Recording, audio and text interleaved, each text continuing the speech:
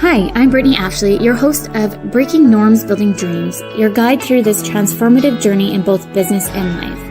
This is your place crafted for dreamers, doers, or anyone who has been told they can't. Get ready as we challenge those narratives together. You're tuning in live to the United Public Radio Network, airing on 105.3 and 107.7 FM in New Orleans. We are streaming on all the popular platforms every Monday at 3 p.m. Eastern Standard Time.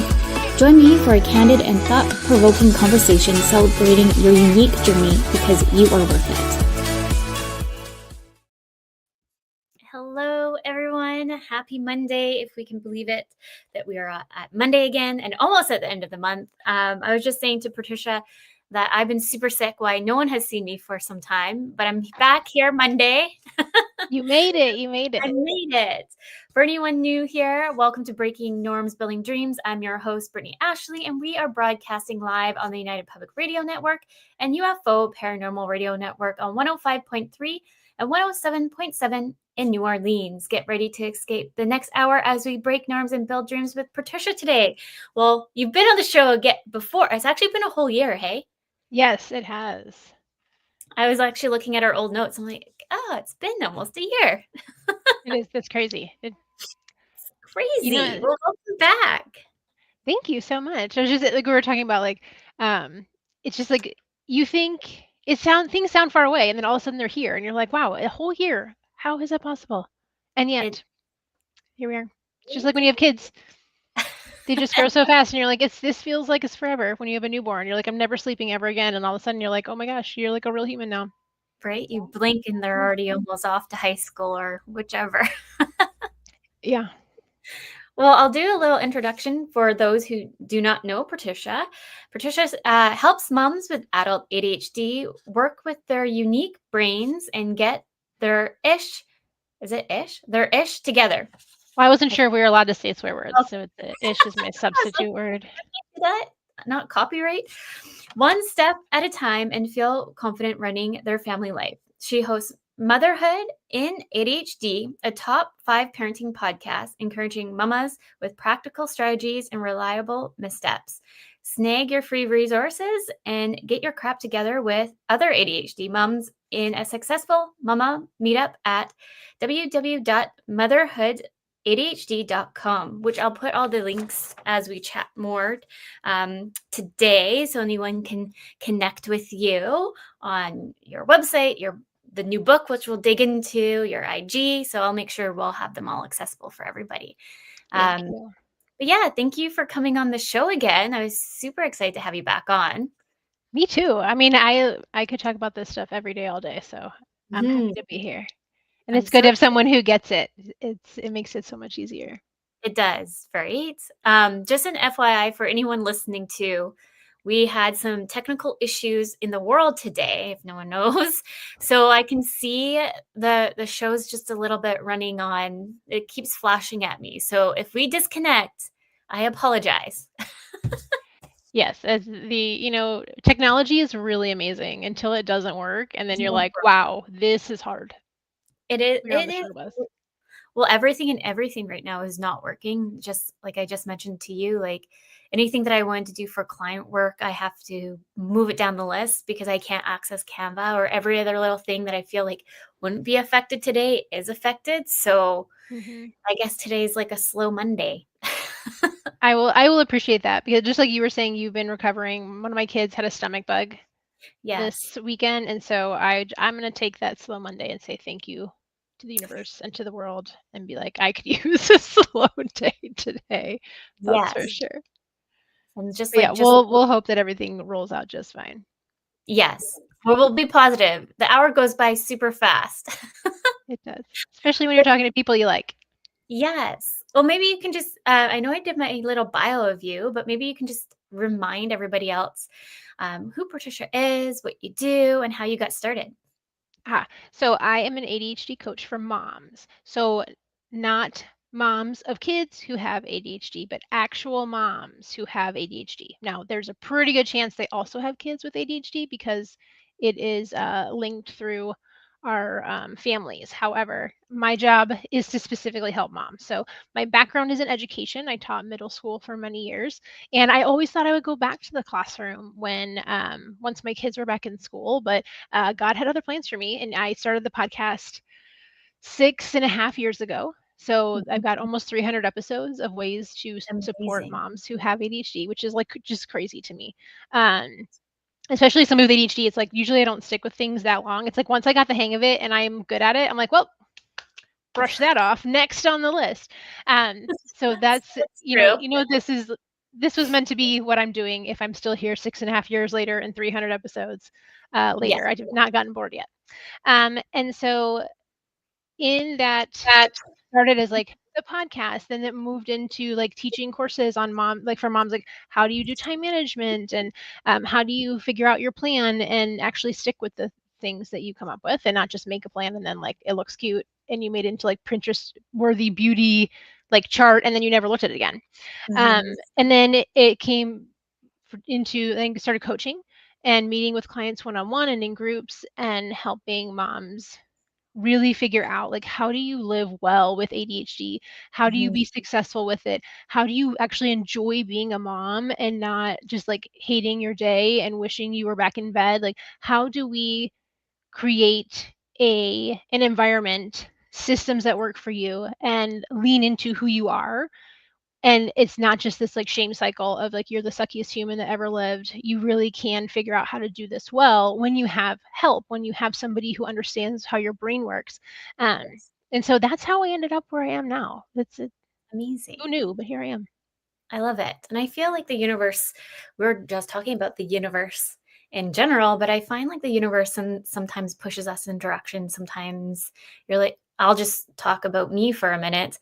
Every time I would go to a 9 to 5 job and I would start Crave Dynamics, kind of like a side hustle, not thinking like, yes, I was really passionate about, yes, I really wanted to see it be these big things, but but I still needed income because I think we still live in that world of scarcity. So we still want to make sure there's that kind of steady flow of income. And so every time I'd go get a 9 to 5, I kid you not, like within 6 to few weeks, be like fired or just let go or just couldn't do it anymore.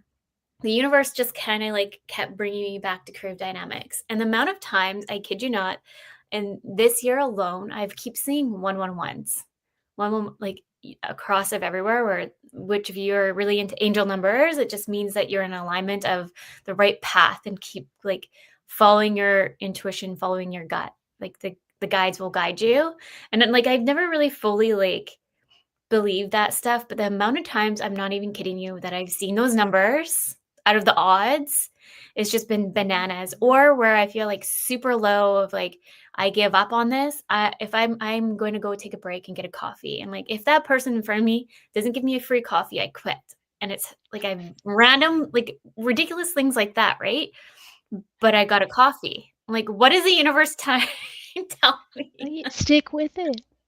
It's hard. It's even I think sometimes we get this idea that like if it was meant to be, it'd be really easy. And that's Yeah. not always true. Like sometimes, yeah, it is really easy because you're living into like your values and like what you're good at. But Mhm. like the world is still hard. Like things are still hard and it doesn't always have to be easy to show that like it's meant to be. And Mhm.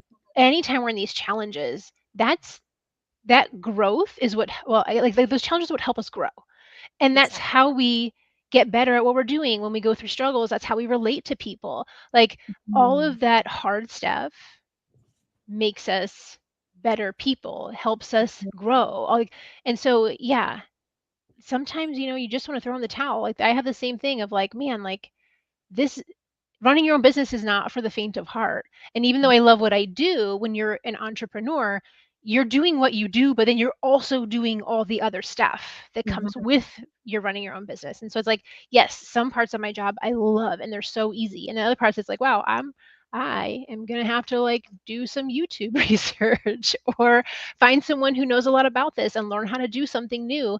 And those are also the things that like help me grow and realize like, hey, I tried this really hard thing. I learned a lot from it. I learned also that I don't want to do it anymore. And Yeah. I'm going to outsource that. But that is how we grow as an entrepreneur, as a leader, as a person. And so, yeah, sometimes even when we're doing what we're really meant to do, sometimes it's still really hard and you want to throw in the towel. So I don't blame you at Yeah. all. Well, it's like a roller coaster, and then we throw in kids in the mix too. So it Yes. it And just makes it even more fun and interesting for us. yeah. I mean, I was lamenting today to my business coach that I have like my kid had the stomach bug over the weekend. And so like my house is still in chaos where there's like, sheets out and, the throw up buckets still. I have to put all that away. And our taxes are due today because we filed for an extension. So we had to like get all this tax stuff done. And my kids have 2 half days this week because it's parent teacher Of course. conferences. And it's like, okay, well, my 5-day week just turned into like maybe like 2/3 of a day that I have left to get stuff Yeah. done. And you're like, okay, I don't know how this is all going to happen, but just You keep know on what? trucking.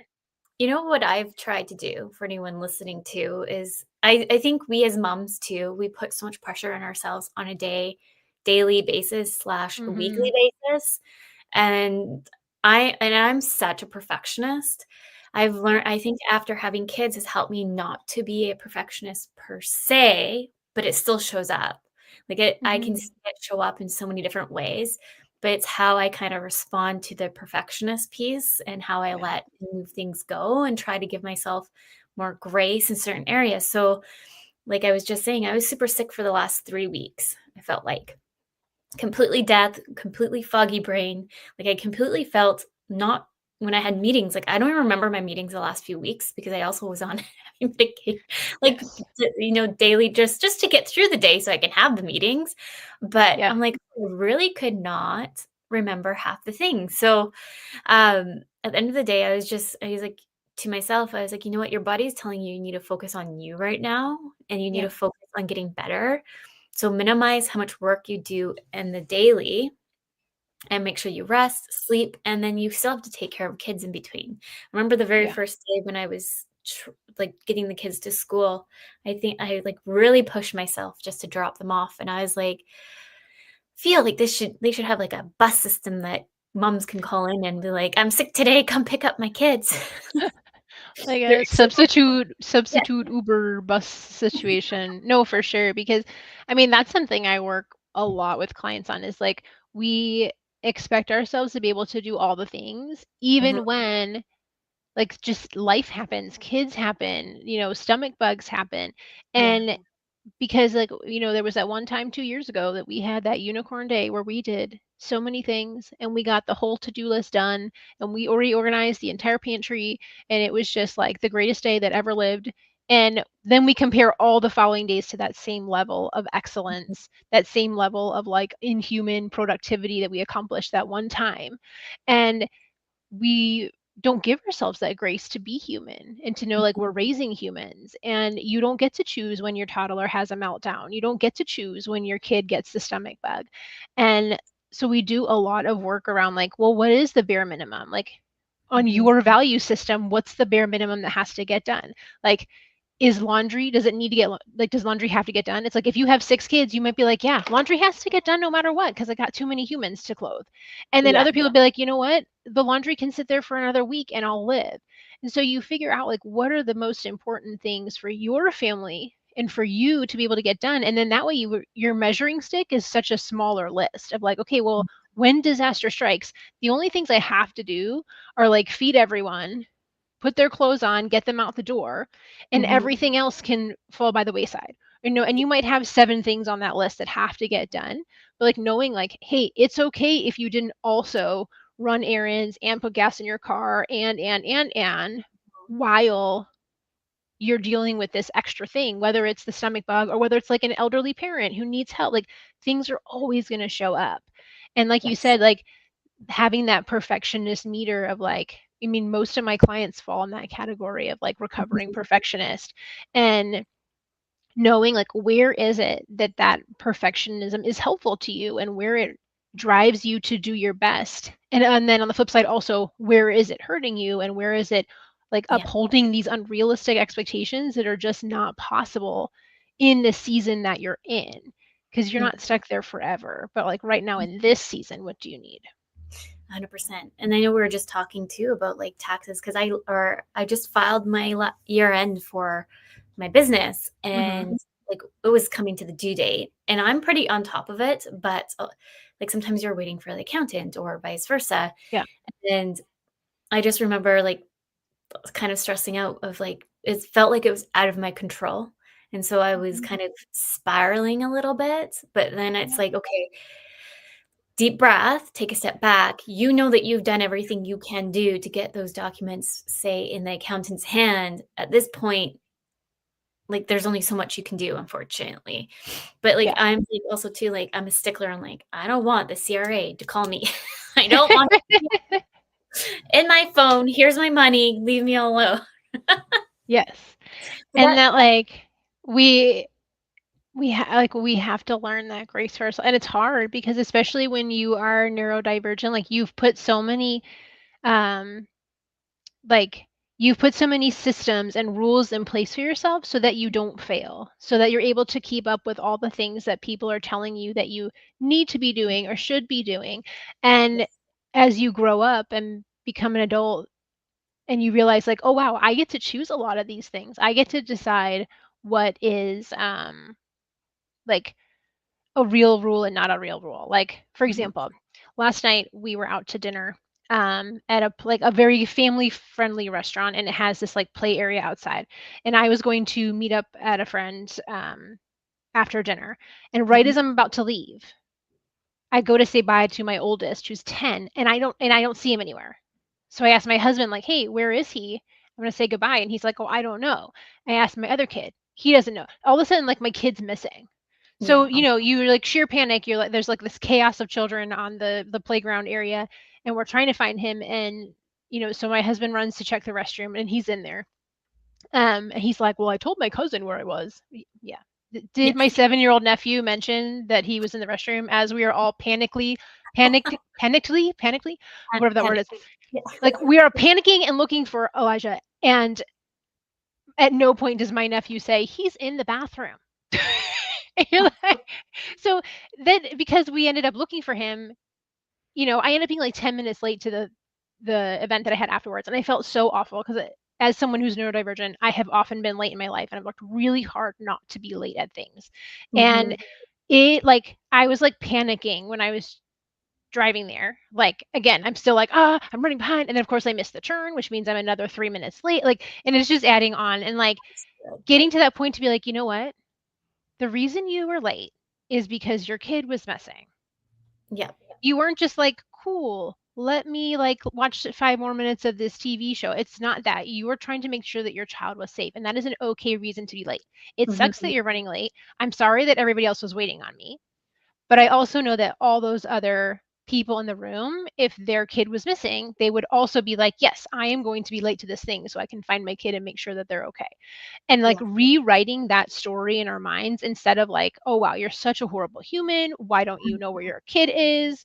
You're running late because you were irresponsible. It's like turning that like narration around when, first of all, most of us don't even realize that that's happening. But to be like, no, this is not the case. You're not being lazy. You're not being irresponsible. You are making sure your child's okay. And if any of these people were like, hey, you should have been on time, none of them are going to be like, oh, wow, your kid was missing. Oh, well, you should have just left anyway. And if they were, I don't care about their opinion. They are not somebody's opinion I value. So it's like that, walking through that and being able to recognize like this was not a life this was not my like moral failing as a human that I was running behind to this event. Yeah. That was a good decision. But a lot of times we don't give ourselves that grace. It's just that old narration that's like, here, you messed up again. And that's really hard for so many of us. 100%. And putting on top of being like a people pleaser too.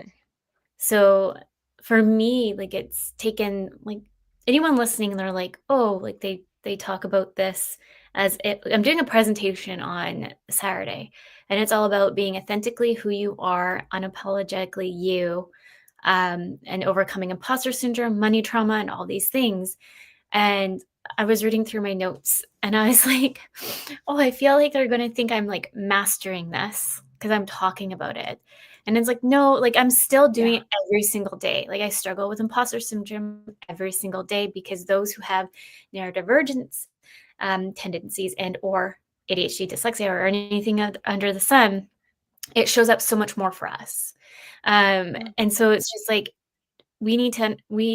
I want the world to understand, whoever's listening, that even though it looks like we're talking about all these things as if we're experts, and yeah, we've done this a long time, but we've worked so hard to Yes. overcome, fix our mindset, repivot when things start to spiral, because we understand why we need to kind of pivot and understand and reframe some of the how we're talking to ourselves, because we wouldn't talk to our friends like that if we No, put it there's in no that. way. Like, if yeah, the same thing is like one of my friends was like, "Hey, I'm running behind because I couldn't find my kid at a busy restaurant." I'd be like, "Oh my gosh, did you need like, do you need me to drive over there and help?" Is what I Yeah, would say. Not, "Oh, I'm so annoyed at you for being late." exactly. So while I'd Mhm, never say that to a friend, why am I saying that to myself? mhm, And I really hope that there comes a day where I don't speak to myself like that. But even if it's not, like you said, like I'm working on that every day. I'm using my tools and reminding myself to have grace and forgiveness when things go wrong. And it's not, I don't think that there's like this end destination where we're like, you know what?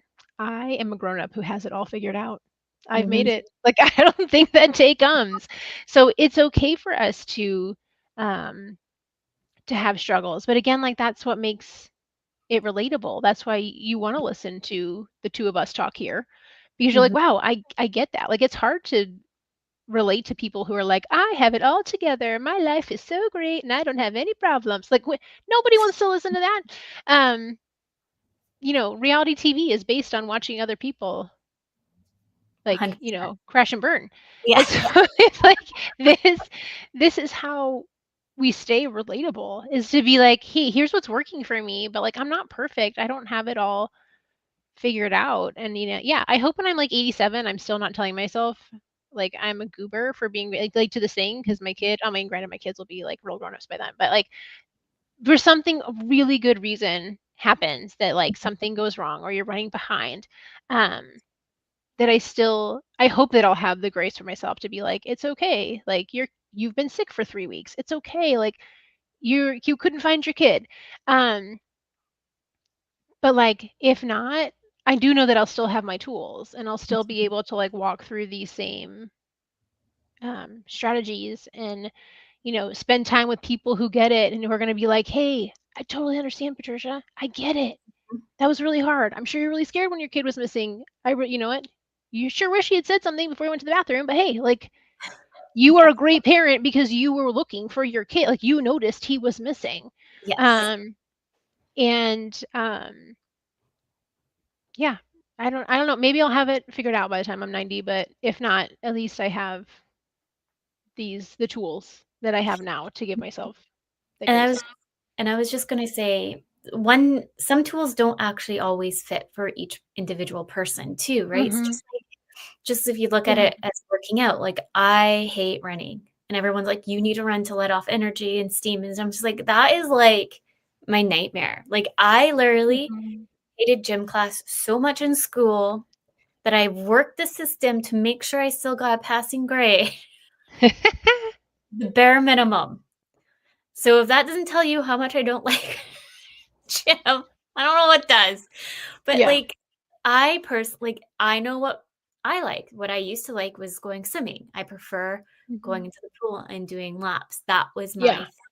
So, if you have ADHD and you're like, "Oh my goodness, I'm looking at all these resources. I don't know which one's for me." It's okay to test them and find one that Yeah. fit, and kind of the ebbs and flows. It's just kind of like when we're just talking about a little bit of imposter syndrome and or people pleasing. Like, you have to figure out your flow on what makes sense to you to kind of like stand up to those imposter syndrome thoughts, or stand up to the people when you are people pleasing. What does like no mean to you, and how can you build those confident pieces up too?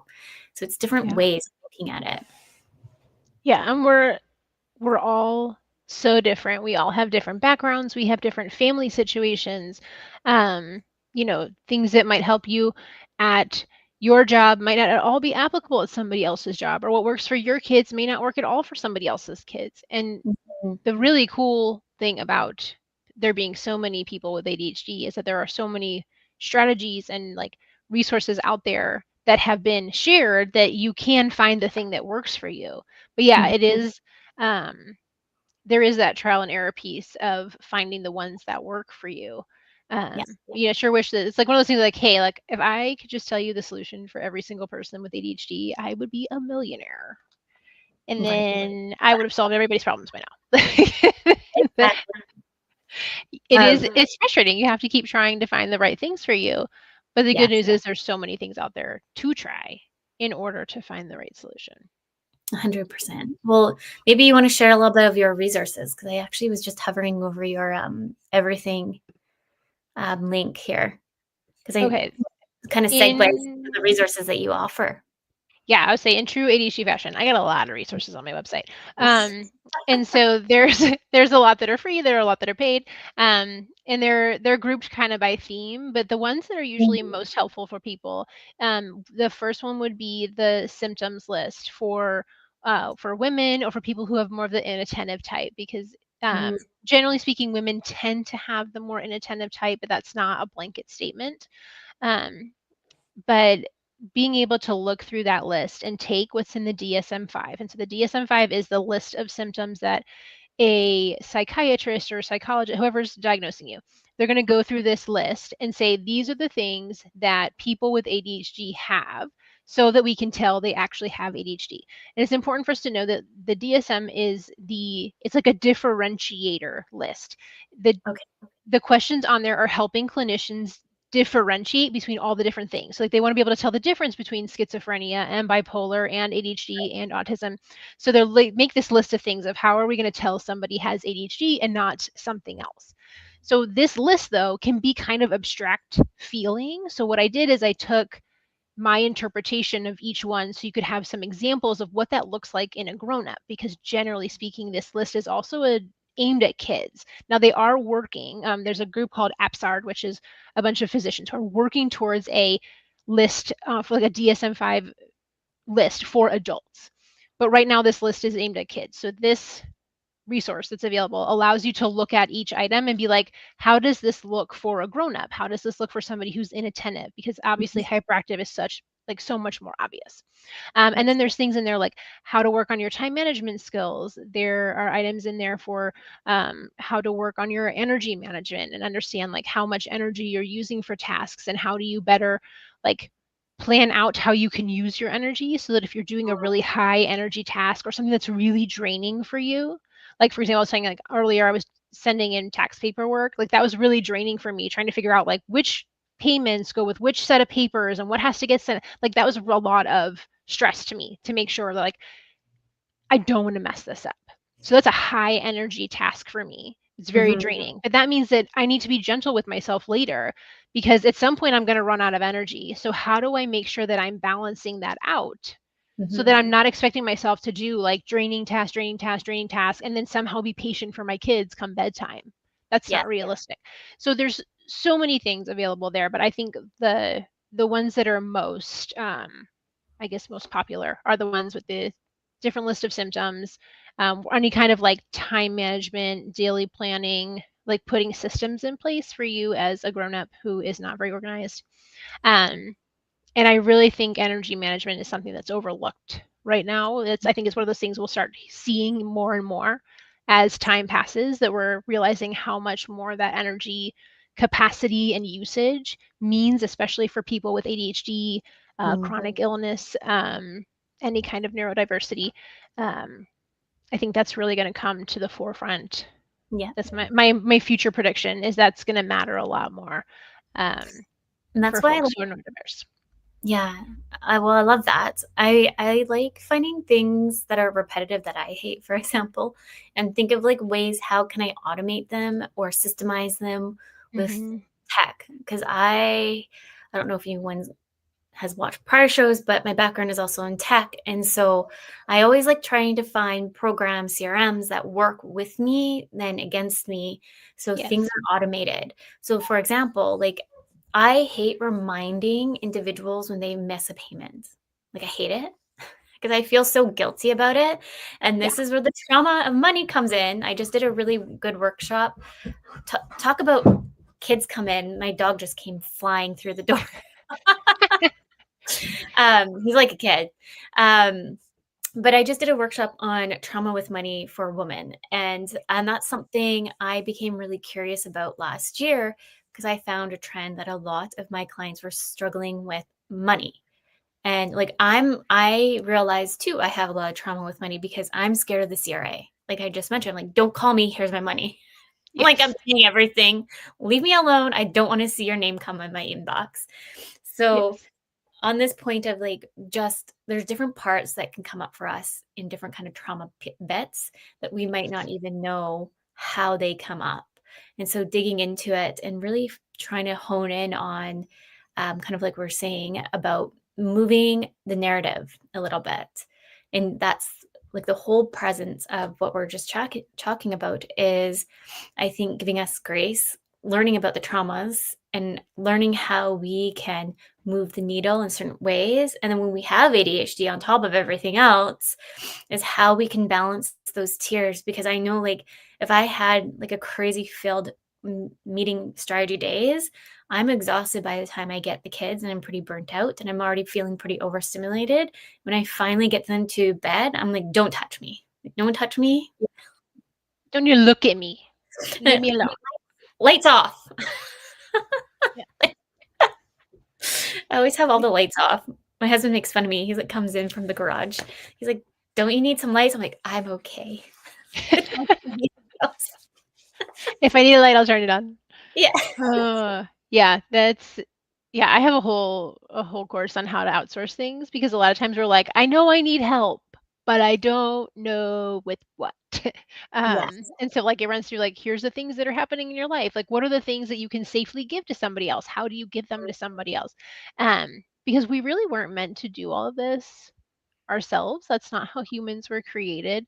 We were not created to be like isolated and like relying on ourselves to do everything all the time. That's really exhausting. Um so you don't have to do it all by yourself. And sometimes we think we have to because other people have told us that. Sometimes we think that there's something wrong with us if we need to ask for help.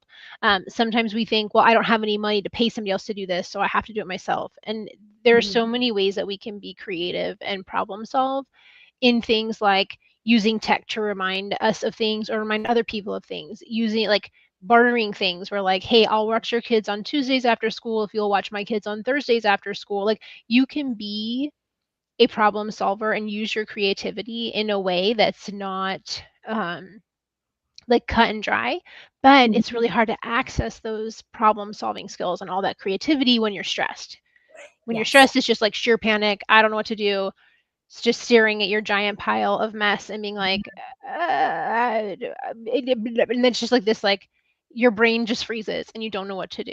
So Yes. in those times, like we got to back up and be like, okay, take care of you first. Take a deep breath, turn off all the lights, like you did, like take care of you so that you can start to think about how you can do things in a different way that serve you so much better Mhm.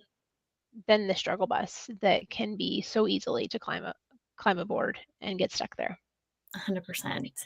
We're already a little bit past the midway point. So, anyone just tuning in, welcome to Breaking Norms, Building Dreams. We are live on the United Public Radio Network and UFO Paranormal Radio Network on 105.3 and 107.7 in New Orleans.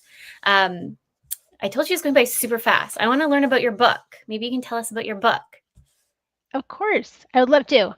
I'm really excited about this because that right now there's no resources available for moms and for parents who are struggling with ADHD themselves. There's lots of Mhm. books on how to parent your kids, but not on how you like take care of yourself. So the book is a like a dual purpose. Like it's understanding why ADHD makes parenting so much harder. And a Mhm. lot of the ways that ADHD kind of is like more sneaky when you are a woman someone who identifies as a woman, who's been raised as a woman, the way you've been socialized, and like you mentioned, the people pleasing, all the masking that happens, especially Mhm. for those of us who think we're supposed to have it all together, and you have, be able to organize the school book fair and remember that Thursday special dress up day. Like, it's so much that we're expected to do. Yeah.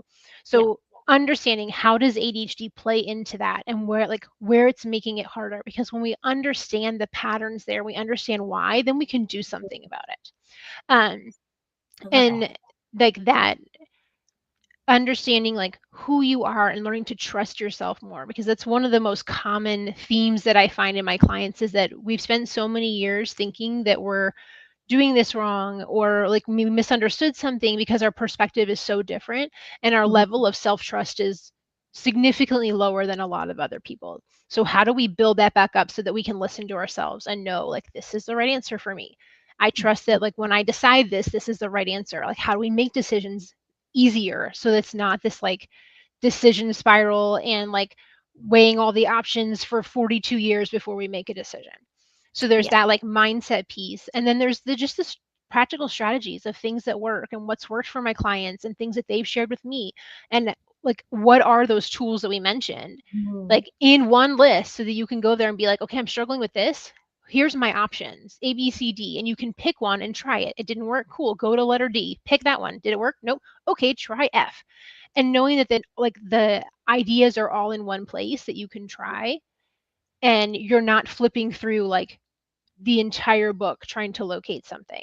So you've got what how does ADHD play into it? How do we take care of ourselves and learn to trust ourselves? And then the practical strategies in a really easy to find way.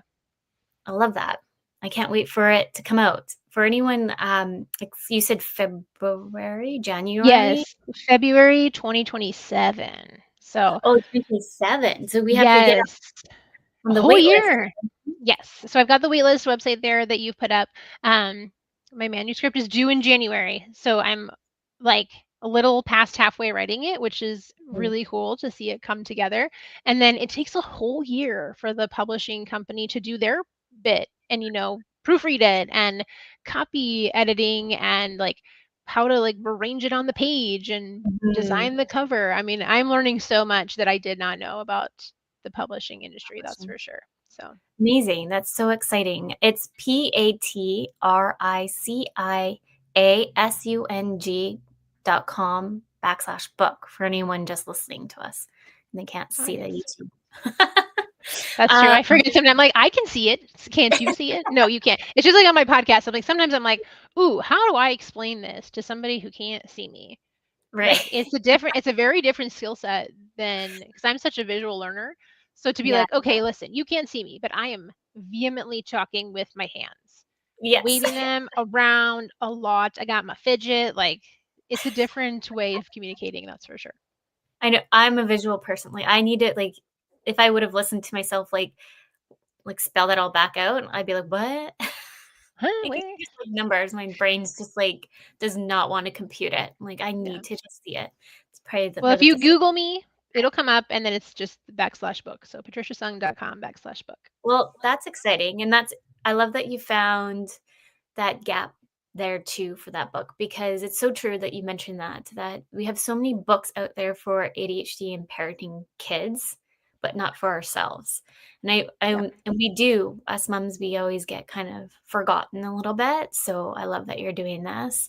And also too like a lot of people are saying, "Oh, it's taboo because everyone's saying that they have ADHD. We all have ADHD because it's what TikTok's on and all the social media right now is talking about it." It's like, "No, um, there's just more awareness finally about it, and we Yeah. as women, we had to learn how to mask it for so long, and in the world, they were just hyper focused on the males of Yeah. how they were showing up, and we just had to sit in the classroom and just quietly kind of, like, keep it within ourselves, and so, like, I even can see a bit it's funny because, like, once I knew I had dyslexia at age 6, but I didn't know the 2 correlated so much together. until I started this radio show.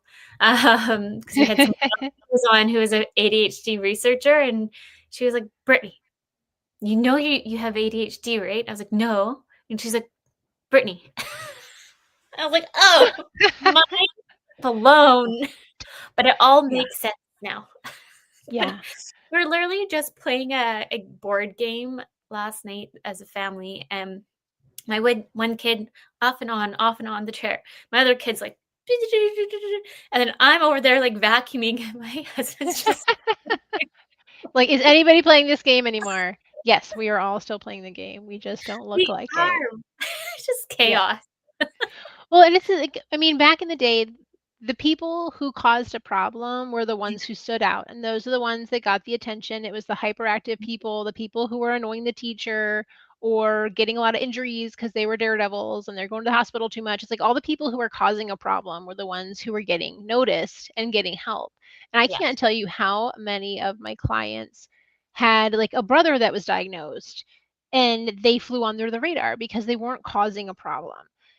Yep. And that is like, I mean, it makes sense, but it's still Mhm. hard.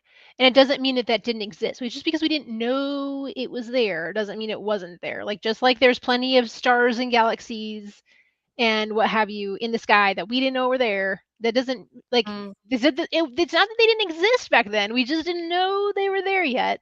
And so it clearly there was a lot of autism, a lot of ADHD going on for Mhm. all of time. Like I saw the best meme a couple days ago where they were like, "Oh, sure, there wasn't any autism back in the day. Wonder where we got this 10-volume encyclopedia about ferns." And you're like, it's like this really old book that's like clearly from like the early 1900s. I'm dating myself. The early 1900s. It's like Yeah, no, though. Yeah, that's we all had that weird uncle. He just stayed at home, and the people yes. didn't know he was there because he stayed at home. Like it's not that it existed. You just didn't realize it was there. We didn't Wow. call it that. We just called it weird Uncle so and so. Like it was there. Yes. And now's the time where we're putting all the pieces together and realizing, oh, wow, this is so much bigger than we thought it was. There's, Mm. they say it's something between like 2 and 5% of people have ADHD. And I actually think it's closer to 10% because there's so many people who are undiagnosed. So Yep. many people who are, yes, they're watching the TikToks and seeing like, oh, wow, that rings a little too close to home. But Mhm. they're like, but I got it figured out so far, so they don't go ask for help. And so there's so many people that are unaccounted for, but it's not that they don't exist. We just didn't Mhm. have the measurement um, capacity or like quality. Like we didn't know what to look for, and we also weren't trying to find it back then. Yes. 100%. And now we're realizing like, oh, this isn't just the kids who are bouncing off the walls in third grade. It's not just the people who are, um, struggling to function in society in an obvious way. Like, I really think most of the prison system is filled with people who have ADHD. I think most casinos are filled with people who have ADHD. I think most um, drug addictions are fueled by people with ADHD trying to escape. And so like if we can go in and find the connections here and put the pieces together, we can solve so many of the problems plaguing our society because we know what it's rooted in. Because we're going to treat an ADHD addiction very differently than just a regular old, well, wow, I don't know why that happened addiction. Because when you Mhm. can get to the root, all of a sudden it's like, oh, now we can give you the tools to calm your mind and reset your nervous system and like pull your Mhm. life together because they fit because you have ADHD, and then all the other pieces start to fall into place. So the it's not just that like it was the obvious things back in the day. It's that now we're like, "Oh, this is affecting so many people in so many ways." And like you said, the moms get forgotten because Mhm. we're making do, we're figuring it out. But yet the moms are the ones who are expected to do all the extra stuff for their kids who have special needs. You're like, hey, I can't remember to cook dinner every night, but you want me to do these special exercises with my kid and find the special dyslexia paper so that they can print their homework on, and they need to go to karate and get their energy out 3 times a week. And like all of a sudden you're taking this mom who's already struggling, asking her to do 75% more stuff, and then surprise when she's like, I'm burnt out and like want to escape. Well, Mhm. let's put the pieces together and start supporting the moms who are effectively like keeping things running Mhm. without them burning out and giving up. With yes, and I think it's important to kind of outline for anyone listening, it's okay to ask for help. Like, I'm really good on, like, the business side of things. Like, I am so, like, I hyper focus like no tomorrow to get all the things done business wise, but I definitely like struggle with struggle with um the personal side of things. Like, I have all these things to get in order for the kids. Um like, my son's going through speech therapy and he's going in kindergarten next year. So I know I need to get all these things in alignment. But like when I start to think about it, I just kind of freeze and get too overwhelmed. And I'm like, I just don't want to do it. So both my kids have been at, why can't I remember the name of it? I feel like my brain's still like getting like back to normal. All that NyQuil still causing the brain fog too. Too much snot. Right? It's the part of the children's hospital here locally, and they have like a nurse program. So if your kids are behind in certain milestones, you can sign up for it and they help you till kindergarten. Mm-hmm. So long story short, both my kids have been in the program. So I've been part of that program for almost 7 years, which is crazy to think that it's almost coming to an end. Um, but what they did for me was, do you need help or extra support just for you? And I'm like, I don't need help. Like, I just like want to, I I'm don't fine. need I'm fine. Everything's fine. I'm fine. I'll figure it out. And then I was like, no, but maybe I do need help. So they paired me with kind of like a nurse practitioner. Maybe she could be a psychologist. I don't really know. I never really asked. I was just like, sure.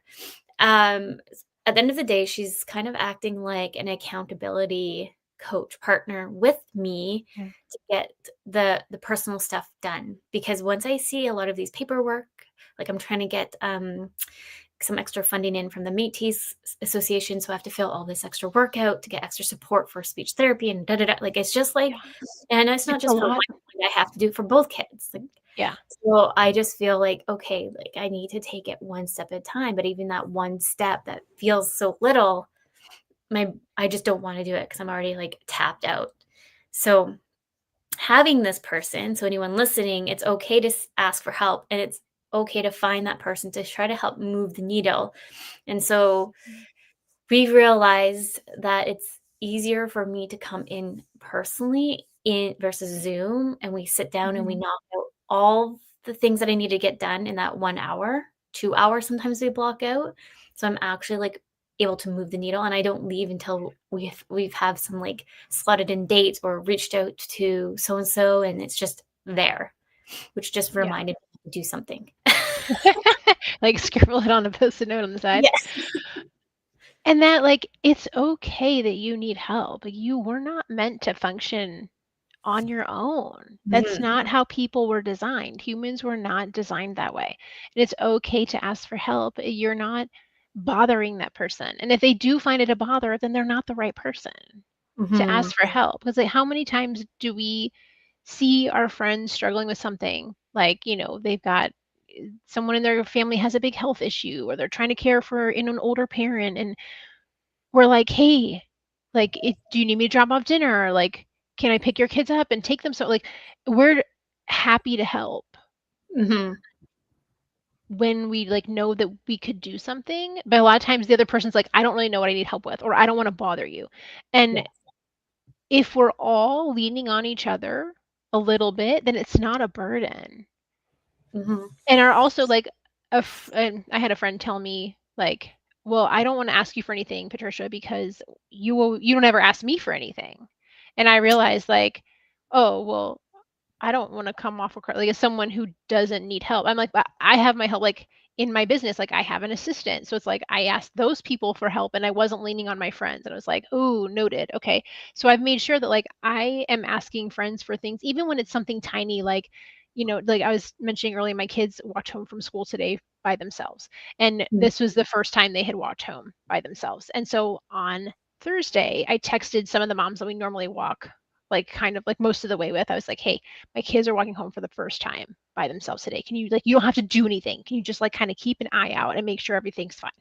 And it's like Mhm. those literally like is no like extra effort beyond like a couple seconds of stress for this mom to be like, did your kid look before he crossed the street both ways? Like that's it.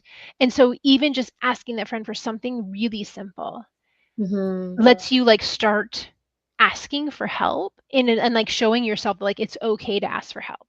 It's okay to like these little ways of like, you go pick up your coffee and, they didn't put on like the right lid that like it's like the lid's broken and like rather than just being like I'll just make do with the broken lid is to say like, oh, could I please have another lid? Like those Mhm. little tiny requests of asking for help teach us that like confirmation, like just you're saying like, oh, I'm like seeing these numbers over and over again. It's because you're confirming to yourself the things that you're looking for. You see it, and it's like, oh, that gives me like a boost. It's like to do that tiny little thing and ask for help, and the other person's like, sure, no problem. Here's your lid. Sure, no problem. I'll keep an eye on your kid. Like that shows you it's okay to ask for help Mhm.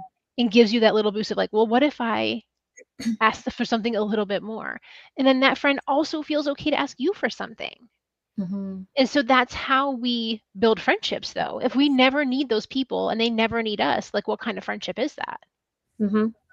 So we Only one need to ask for help. 100%.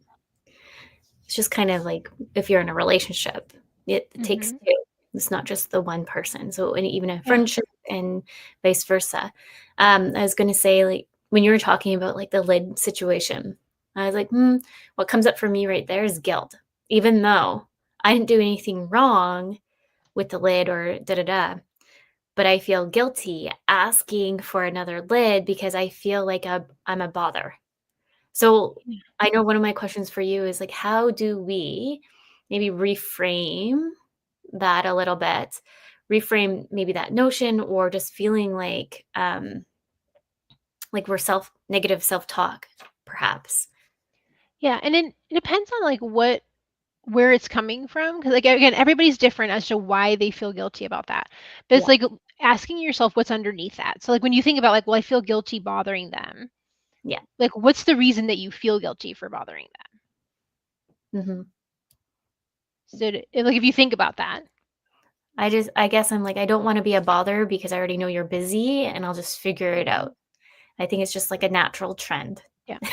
And so it's like so like in that case it's like, well, I'm worried about that other person's feelings. Yeah. And so in like the nicest way possible is not your job to worry about their feelings. Like you Mhm. don't know anything about them. They might be having a great day and they're like, "Oh, I'm so glad I got to help that lady. That really made my day that I got to help somebody." Or like, like we don't know what they're going through and for us to assume that they are bothered by our request is Mhm. presumptuous of us. Yeah. They might be like, I don't know, you may have a friend, I have a friend like this who like loves helping people and it Mhm. doesn't matter what you ask her. I think she's an Enneagram too. Like she loves helping and so she feels useful when I ask her for things. And Yeah. she really appreciates that I ask her for things. Like she likes that. And some people, yes, some people are going to be bothered by that. And she's somebody who's like, I love helping people. It Mhm. really like fills her cup to be Feels helpful. So yes. in that moment, it's like, it's not my job to be responsible for that barista's feelings. Mhm. They, first of all, they probably are like, dude, this is my job. I don't mind handing you another lid. It's literally Mhm. what I get paid to do. And if they're having a bad day, like that's on them. They're still there to help people. So it's like you're not asking them for something that's beyond the expectation. It's not like, oh my gosh, this person is going to be so bothered with an extra lid. Mhm. Like that extra 3 seconds it takes them to be like, let me wear this. Here you go. Like it's really not bothering them that much. And if it happens to be that they're just having a really awful day, Yeah. then it might, but like the percentage of that's probably like less than 2%. 98% of the time, they're like, this is my job. I literally get paid to do this. I will give you Yes. another lid. It's that tiny moment, like there's that tiny percentage of like, maybe they did have a really bad day. Maybe their cat died and their girlfriend dumped that, like, who knows? But also like in that moment, that might be the moment where you get to like look them in the eye and be like, thank you so much. I really appreciate you helping me. And then you just boosted them.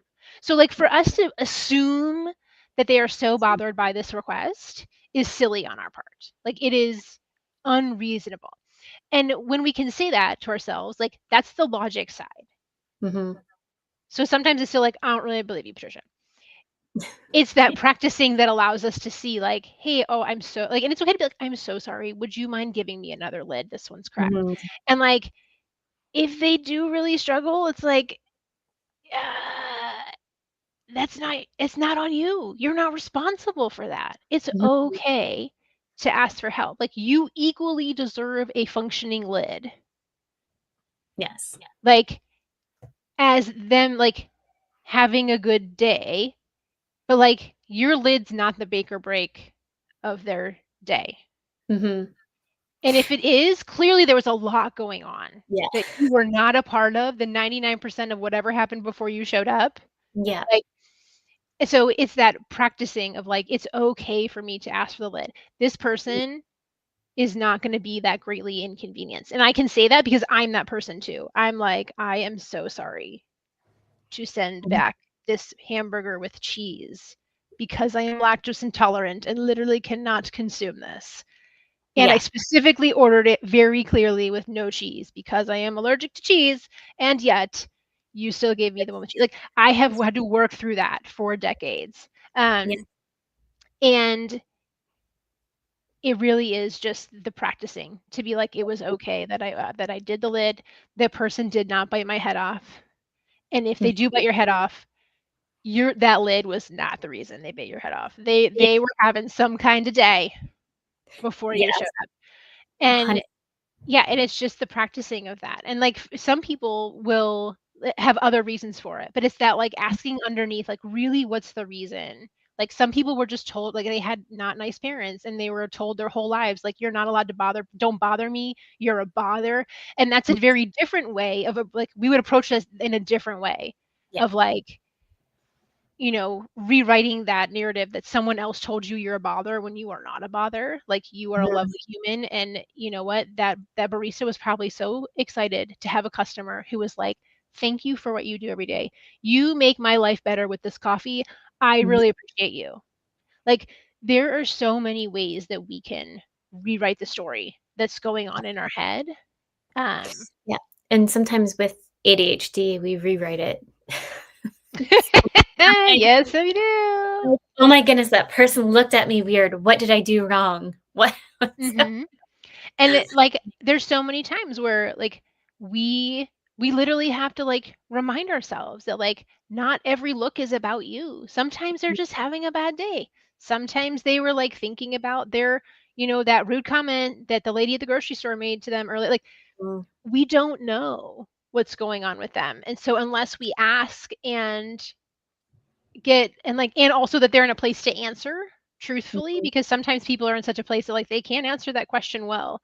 But like we assume so much, and most of the problems are not our fault and were not directed at us. And it takes a while to rewrite that narrative in your mind to be like, you're not a bother. You are welcome to ask for a spoon to eat your soup. You deserve that spoon. It is okay that you bothered that person for a spoon because, like, for example, like when I was waiting tables, if I forgot the spoon, I'd feel real bad that you didn't have a spoon. And I'd feel real bad if you waited 10 minutes for a spoon. Like, I really wish that you would just ask me for the spoon right away. Yeah. Because I feel worse that you assumed I would notice the spoon and then I didn't, and then you didn't get to eat your soup while it was hot. Like, please tell me that you need a spoon immediately. I don't want to feel bad about it 10 minutes later that you didn't have a spoon. So like sometimes that asking actually helps the other person not feel bad. 100%. Well, I absolutely love having you back on the show. We're already at time. We're almost past time. I told you to go by super fast. I like talking with you. I know. I love having you on. So we'll obviously have you back. For anyone just tuning in, please tune in next week. We have, I will be live again next week. So if anyone's listening, you're listening to Breaking Norms, Building Dreams. A big thank you to United Public Radio Network and UFO Paranormal Radio Network, and to all the listeners. And another big thank you for Patricia for coming back on. Make sure you sign up for her book that's going to be launched in 2027. I'll just throw it up here again, but you can also follow Patricia on her IG on Motherhood in ADHD, right? Okay. Yes. It's like, And if you just Google my name, Patricia Sung, it will come up. So amazing. it's easy to find me. Everything's labeled motherhood and ADHD for very easy finding for people with ADHD. Amazing. Well, thank you again so much, Patricia. Thank you. We'll be in touch to have you back on. It was so good to talk with you. Thanks for having me. Thank you.